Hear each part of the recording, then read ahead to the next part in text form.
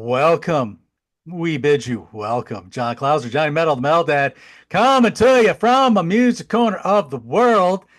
John the Music Nut from the Music Nut program. How you doing, my friend?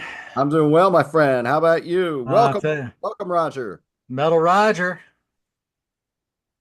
Oh, there you go. Gotta love that. Go to tpublic.com and look up under grab a stack of rock, pick yourself up a Metal Roger t-shirt. You also go down there, you can probably get you a Contrarians t-shirt too at the under Contrarians site too, I think. That's also T Public. So hey, Hmm. let's do a bunch of little plugs here. So What else? Yeah, give Mike some money that's to right. spend on That's his right. habit. That's right. And if you don't want to get a Mel Roger, just get a Johnny Metal t-shirt. There So you go. there you go. We'll come up with something, and one of these days we'll get a John the Music Nut Lego shirt designed up. But no, okay, no, no, no. Okay, well, hey, we're not here to talk Legos. We're here to rise up some chaos. The 15th album here by Accept on this Up to the Limit series. This would be the fourth album with Mark Tornillo and Andy Sneap at the production side of things. They would feature new guitar player Huey Lewis, almost said Huey Lewis for a second there, and drummer Christopher Williams behind the kit. And this would be also then be the last album with Peter Baltus. So, released August 4th, 2017, recorded during 2016 and 2017. Released on the Nuclear Blast label, so that seems to be their home. 46 minutes and 18 seconds. Nice, and they're working on trimming these songs down a little bit and Right. trimming the fat out kind of thing. Um, One single, Rise of Chaos, released June 2nd of 2017. Let's see what else we got here. Album was honored with a 2017 Metal Storm Award for Best Heavy Metal and Melodic Album. So this Metal Storm folks seem to like them a lot. Let's see. Also nominated for a German Metal Hammer Award for Best Album in 2018. Lost to Powerwolf. So there you go. In case you wanted to have that little. Again, seems to reviews wise seems to do well. Um, I didn't see what Martin's group gave this. They didn't seem to list it in here, but seemed like All Music seems to like it. Rock Hard in France liked it. Metal Hammer liked it, and another French um, uh, outfit seemed to like them as well. So lots of chart action again. Again, what do charts really mean in the 2010s and going forward? They're still good numbers. So let's just see what they got. Austrian charts, we get to number 13. The two different Belgian charts. One, the Flanders charts 20 is 36, and the Walloria chart is 25. I'm starting to look up a little bit of what those things have to do with. I don't know yet. The Czechoslovakian album charts. There's a new one for us. I don't think we've ever done that one yet. I think so. Uh, Between them and the Finnish charts, both number 5. French charts, number 96. The German charts is official top 100, number 3. I think I put a little too much French accent into that one, though. Anyway, Hungarian albums, I think that's another new one. 20. Polish for the Polish Power. 26. Scottish charts, number 36. Spanish charts, 31. Swedish charts, 10. Swiss album charts 4, UK independent albums 5, UK rock and metal albums 4, US top Billboard 200 140. This was Blind Rage was what 35? That's kind of weird. Why the difference all of a sudden? But it does do well in the independent Billboard charts for number 4. Top hard rock albums number 9. Top rock albums number 29. Top taste maker albums number 2. Man, Billboard's got a lot of charts. Anyway, so there you go. So we got lots of chart action, all kinds of ranges and variances. But Roger, what about you guys in Canada?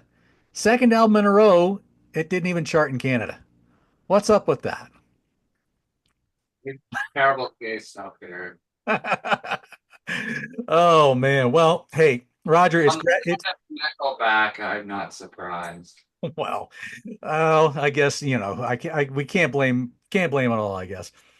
Roger, it's good to have you back on. It's been a little bit since we've had you back on the program here. So let's get into how you got into the band, and then we'll let you take your turn on Rise of Chaos.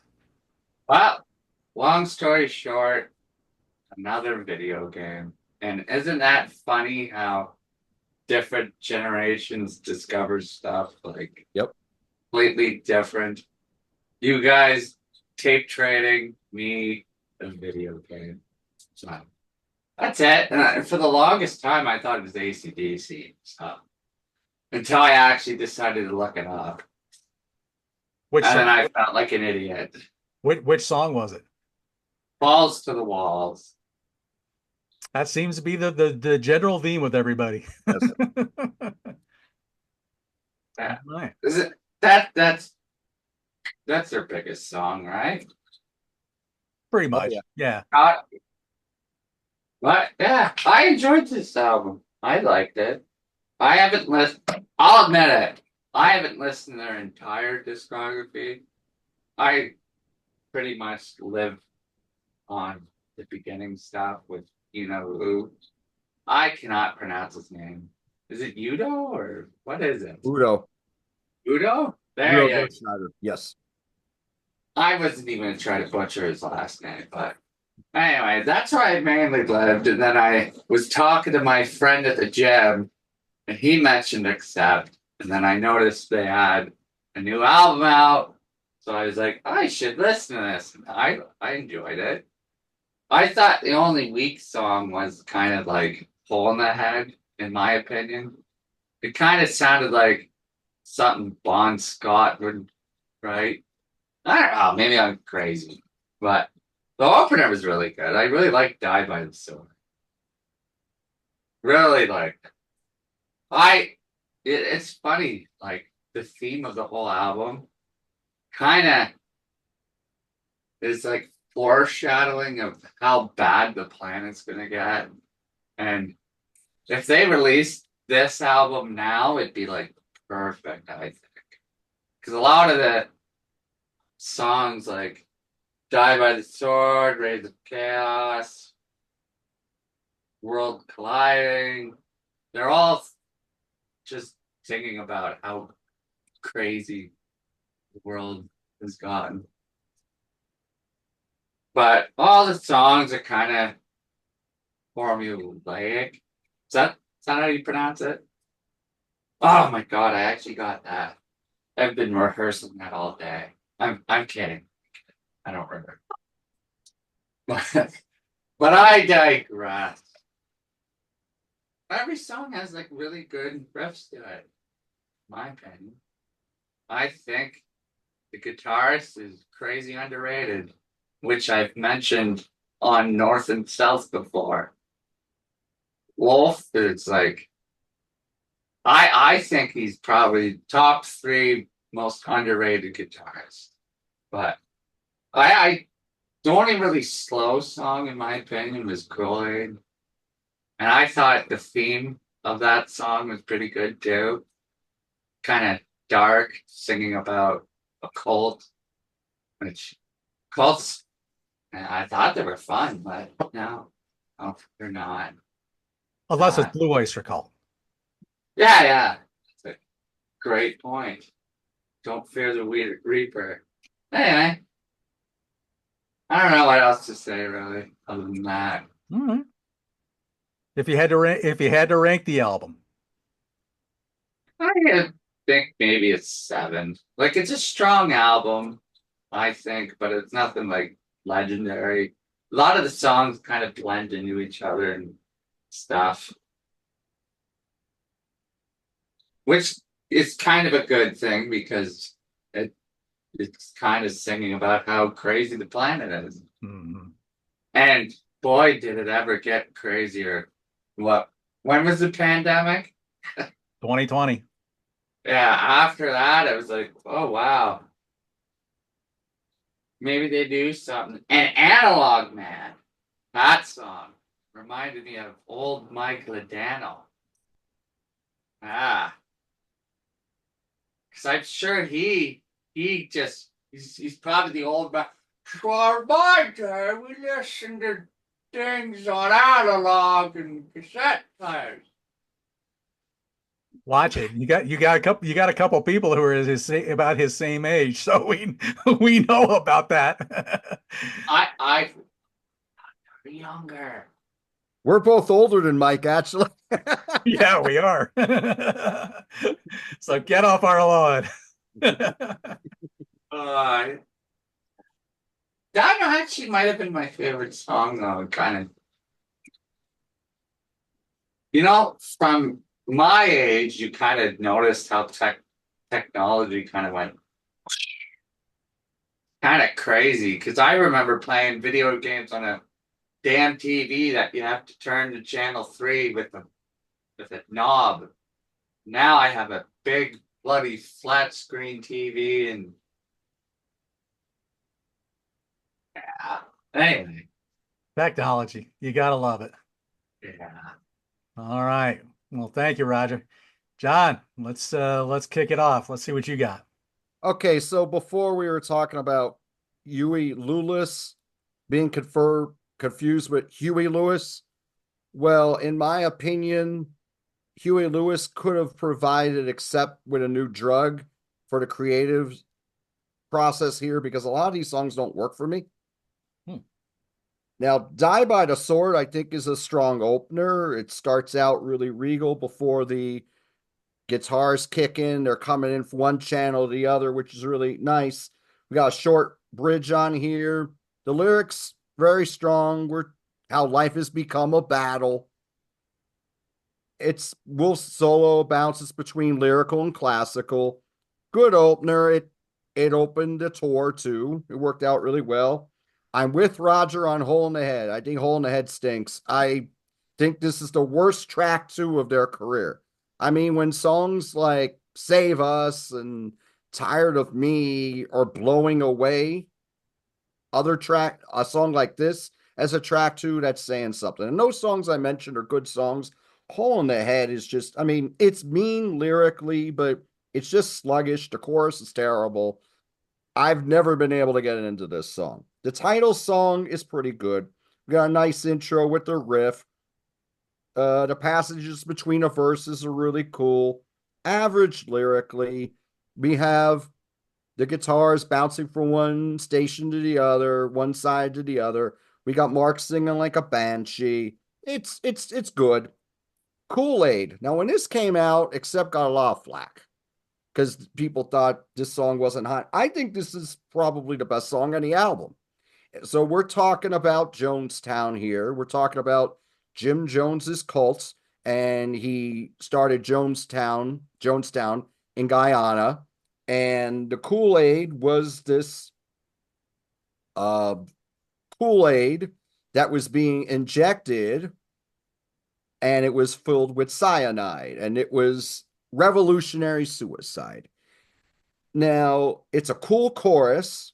We got a nice musical bridge. We got a great pre-chorus on here as well. I think this song works, and it's telling a true story of the Jonestown massacre that would conclude 1978 when Jim Jones would die, which was most likely by suicide.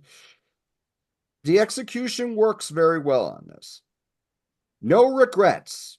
Outside of the chorus, I think is weak. The rest of the song, I think, is pretty cool. We got nice stop-start rhythms in the verses, nice solo on here. This is pretty cool. Analog Man. This is a good idea for a song, but I think it fails in its execution. I do not like the pre-chorus. Update and download. Ooh, is that clumsy? That just doesn't work. I mean, it's a great, I'm an analog man living in a digital world. They're doing more topical stuff at this point in their career. And sometimes it works, like a song we're going to talk about on our next album, and I believe was the single. Here, I don't think it works very well. There is nice space between the chords. It's very AC/DC. And the bridge is it's all right, but I don't think it works too well lyrically. What's done is great. I think this is the last really strong track on the album. It's very well written. The riffs are wicked. The chorus is strong. It's menacing and melodic, which is what we want from Accept. This really kicks. So many great riffs throughout this song. Definitely one of the better songs of the Mark Tornillo era. Worlds Colliding, average. It's played well, but the song doesn't stand out. We do have some little cool solos from Wolf during the chorus. We have a decent bridge. Other than that, it's not that hot. Carry the Weight. Okay, we're going more faster paced. Christopher Williams is playing the shit out of his drums on this one. It's played with a lot of vigor, but when you listen to this song, it feels like Wrong is Right from Metal Heart in the verses, and it feels like TV War from Russian Roulette in the choruses. And not good versions of those songs, which are great at that. It's not that hot. They'd slow down the tempo on the last pre-chorus. It's a nice touch. But other than that, the song, I mean, it sounds like a rewrite and not a good rewrite. Race to Extinction, we got a decent instrumental opening. It's more regal, kind of like how we did with Die with the Sword or Die by the Sword. But, it's again, it sounds like something we've heard before and it just doesn't stand out. We got a nice high pitched guitar sound. We got a driving rhythm, chorus. It's okay. I think the last three songs on this album just really aren't that hot at all. We're going for past ideas and they're not executed quite as well. I think they needed to take a break after this, and they did, because I think their creative juices were really starting to run out. And you heard it a lot on Blind Rage, although there are a few good bangers on here, but here it's really evident. This is my least favorite album from the Mark era. I give it a 5.5. Ooh. Ooh, okay. I'm going to be a little higher than a 5.5. I'm probably going to be a little like Roger, and it was a 7. And I think the biggest thing for me was like, thank God they got something in about 45 minutes. I Right. think I was like dying for that because it was just like getting to be too much. And Mhm. even still, this album is still very um what's one word that comes to mind when you think of AC/DC's music? There's a particular, and it's not samey, but there's it's a Repetitive, workmanlike. workmanlike. Yeah, that's good. I think at this point they have gotten workmanlike. Yes. It's just everything's just pedal to the metal, and they're just they found that, like I've said before, Wolf plus Sneap plus Tornillo seems to have found what Wolf's been looking for all these years. And he's stuck to that formula. And sometimes it works, and sometimes it doesn't, like you have already alluded to. So yeah, Die by the Sword, not the Slayer song, obviously. Um, Here again, lyrically, just a very um hatred building where it's a very just a dog eat dog kind of a world that how can we stop all this stuff from getting just more and more damaged. I just kept looking at all the lyrical stuff because musically it's just I just feel like I'm going to repeat myself a lot. Because it really is. I mean, it's a good riff or good riff thrasher. You got the gang vocals, you got that nice regal opening, like kind of like maybe not in the vein of a Metal Heart, but as Right. close as you can get to it, but still good emotional solo spots. I do wonder how much Yui actually played on this, if it or unless it was all Wolf. It doesn't really specify that on the in the books here, so I've always wondered. But anyway, Hole in the Head, yeah, silly chorus, kind of nice that they can do a silly song, kind of sort of. Um, but it just yeah, it does kind of go nowhere. It's um although the chorus did kind of stick in my head a little bit, but yeah, Rise of Chaos. Yeah, when the chaos of the world rises up and takes over. Yeah, that's kind of how I got out of that. Um, Another song I could kind of hear Judas Priest doing. Mhm. I think in a lot of this Tornillo era, they've kind of transitioned to an AC/DC sound to almost a Judas Priest sound, and maybe that's the Andy Sneap factor. I don't know. I thought that too, actually, but I didn't really. I thought I was hearing stuff. No, it wasn't just you. Kool-Aid, like John's already talked about the awful Jonestown massacre. Dealt dealt with in good taste. He doesn't he tells the story, Right. doesn't fabricate nothing else. He just tells it like it is, and that's you get some good decent riff chord rocking going on, straight up tempo, nothing flashy, but a good story song. Maybe not a subject nobody wants to hear a lot about, but it's still nice to know that they can approach it well. No regrets. Did you live your life? How have you grown up in life? That's about all I got from that. Good chord chugger, compliments the lyrics, nice guitar interplay. That's about all I really had for that. Um, Analog Man. This is kind of how I've been feeling the last few months of my life, and probably for a while in the world, ever since the pandemic started. I feel like I'm a Fred Flintstone living in the Jetsons world. Mm. And that's how Analog Man, that's to me what a description of Analog Man. We have all these crazy, you know, the our information's in the cloud, we're getting hacked every other day and all these other silly lyrics. And yeah, it's telling of the times, and again, maybe another um humor break in the midst of all the seriousness in this album, but this one definitely sounds like an AC/DC track. It feels more like a 70s and 80s kind of track.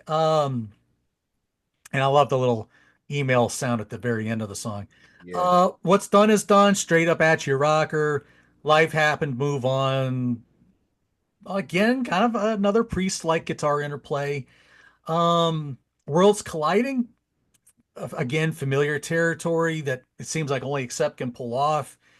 Uh, I found this like a mental health war is real. It's and certainly I've been battling enough with mental health stuff for like the last few months. So I felt the lyrics of this song. I like the bridge. I thought it was a decent song. Carry that weight. The world just seems to have its own problems and just don't let it get you down. Which how many of us do that? Sometimes we do let the world's economy get to us. We do let the world this get to us. The world's that get to us and just drags us down. And I'm like, we that's not in our control. We have nothing to do with that. Um, let's see. Raised to Extinction, the longest track on the album. Kind of a pensive track, brings it to a good fiery close. Lyrical topic, basically a lot of the same kind of stuff that we've already been hearing quite a bit through the last few albums. So as Roger put it, basically how screwed up the world's getting, I guess. But so yeah, that's pretty much all I have. I don't really have anything really different and unusual because we would be repeating the last three shows essentially. Yeah, so there you go, Rise of Chaos. So what I'm guessing they do a little bit of touring for this album. How would you rank it? Oh, because I like the fact that they trimmed some fat out of this, I gave it a 7. Okay. So I just liked it because they finally got it a little more tighter and compact kind of thing. So Okay. that's kind of what drove me to that. Okay. Very good. We got 96 Ooh, dates, but only 13 in the United States. And once again, they did not play Canada. huh. I think actually, if I'm correct, this year might have been the first year they actually came back. And I got offered free tickets and couldn't go because I was sick and I'm still pissed off. Oh That, man. that's a bummer because when we saw them a few months ago, they kicked ass. Oh man. Yeah, tell me about it. Tell me about it. Yeah. Songs played from the Rise of Chaos album were on this tour were Die by the Sword, Kool-Aid, Carry the Weight, Analog Man, No Regrets, and Hole in the Head was played twice in Russia. And these last two times the Hole in the Head were played. Hmm. And then with good reason, as we've discussed before. We start in Hofstrasse Wacken, Germany on August 3, 2017. This would be released for the Live at Wacken album in, oh, I'm sorry, Symphonic Terror Live at Wacken 2017. Hmm. We have a few dates in the States, most notably Saban Theater and Beverly Hills, California. Then they go to Japan, and among those 4 dates, we got Drum Logos in Fukuoka, Japan. And then we go for one date in Australia, 170 Russell in Melbourne, Australia. Then we get back to the States for a few dates, including Irving Plaza, New York City, New York, and the Canyon in Santa Clarita, California. Then we go to South America in November of 2017. And Jardín de la Carvesa, Arequipa, Peru, Teatro El Aire Libre, La Paz, Bolivia, Teatro Rival BR in Rio de Janeiro, Brazil, El Teatro Flores in Buenos Aires, Argentina, Teatro Canola in Santiago, Chile, Hollywood Calero in Bogota, Colombia, Pepper Club in San Jose, Costa Rica. Then we go back out in 2018, and now we go to Europe. We got Philharmonie, Filderstadt, Germany, Barba Negra Music Club, Budapest, Hungary, Live Club in Treso Solada, Italy, Complex 457, Zurich, Switzerland, Santana 27, Bilbao, Spain, Lycée Montmartre, Paris, France, Coco in London, England, Stor Vega, Copenhagen, Denmark,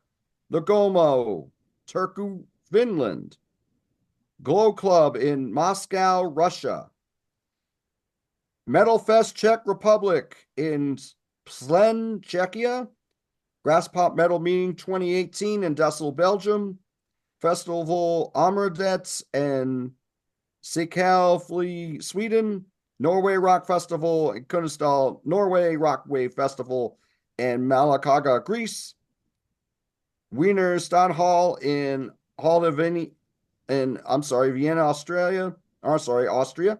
Then we go back to the States again for a few more dates. Arcada Theater, St. Charles, Illinois, White Oak Downstairs in Houston, Texas. Then we go back to South America for a few more dates. Mr. Rock Bar, not to be confused with Mr. Good Bar, in Horizonte, Brazil. Rock and roll.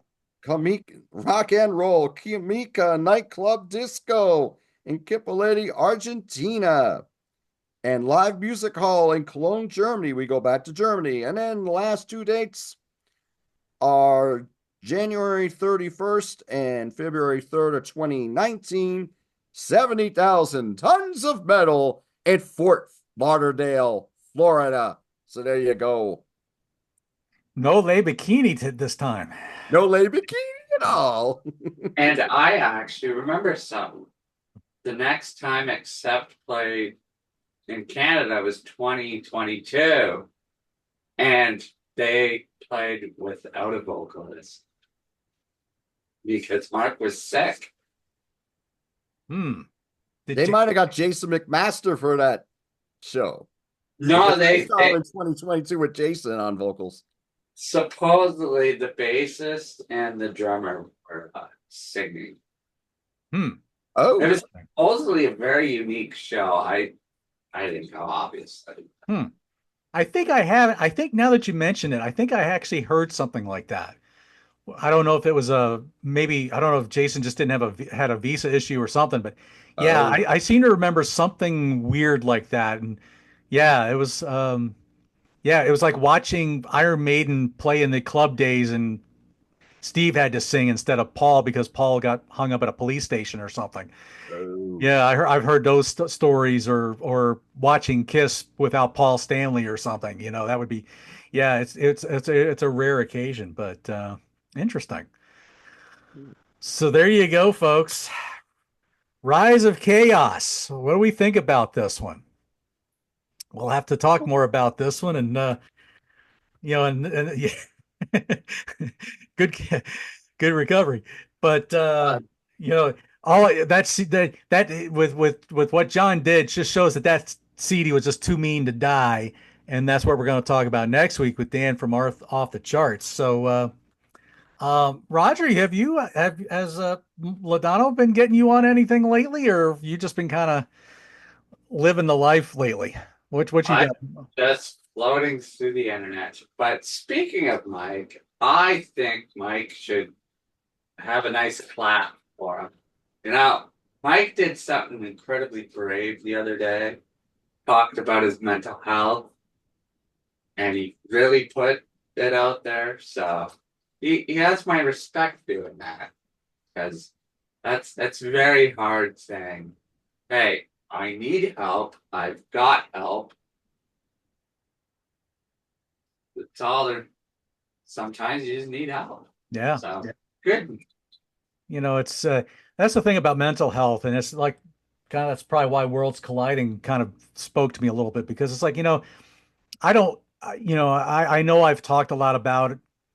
I put a vague reference about it here and there and whatever, but I don't really talk much about it out in public. I'll maybe share stuff amongst a very tight close of friends, but that's about the extent of it. Then sometimes those journeys just have to be kind of dealt with on a smaller scale because sometimes you wind up realizing too many things, and then you got to start playing the shell game of saying, okay, which one am I going to pick next to sort through. So sometimes the fewer the people the better, but what Mike did in this case was spot on. So I do, yes, I applaud Mike for that. So John, what you got coming up this week? All right. So by the time this drops, there will be a new episode of the Album War Ooh. on the Music Nut program. This one will be the Black Album Oh, okay. between The Damned, Metallica, and Prince. Oh, okay.